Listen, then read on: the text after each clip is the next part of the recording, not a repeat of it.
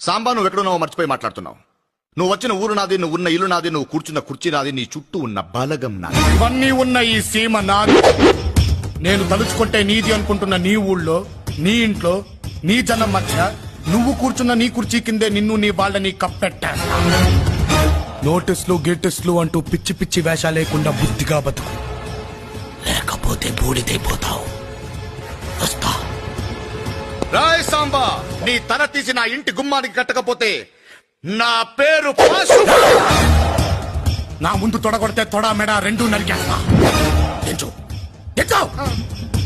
పద్ధతి మార్చుకోమని ఒక్కసారి చెప్పా, రెండోసారి చెప్తున్నా, మూడోసారి చెప్పను, చంపేస్తా.